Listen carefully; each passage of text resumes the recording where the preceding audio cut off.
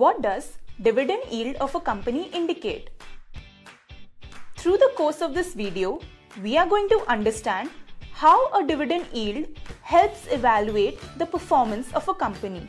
But before we get to that, let us understand what is dividend. Dividend is a measure of an investment's productive capacity, that is, how much return one can get from investing in one share of a company. Now coming to dividend yield, it is a financial ratio that indicates the aggregate dividend a company pays each year relative to its share price. It is calculated by dividing the annual dividends per share upon the market price of a share. Let us better understand its relevance with an example.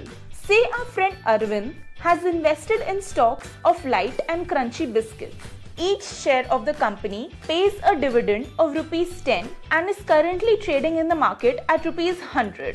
Hence, by using the earlier principle, we can calculate the total dividend yield earned by Arvind as 10 into 100 divided by 100, which equals to 10% of dividend yield earned. Meanwhile, Arvind's friend Mahesh has placed his money in an automobile company, Zip Zap Motors. The company also pays Rs 10 as dividend, but it is currently trading in the markets at Rs 200. Using the same idea, we calculate the total dividend yield earned by Mahesh as 10 into 100 by 200, which equals to 5% of dividend yield earned. On comparing the two, you will realize that while the amount of dividend which Arvind and Mahesh are receiving per share is the same, the dividend yield earned by Mahesh is much less, even though he is paying almost twice as amount for the same share as Arvind. Hence,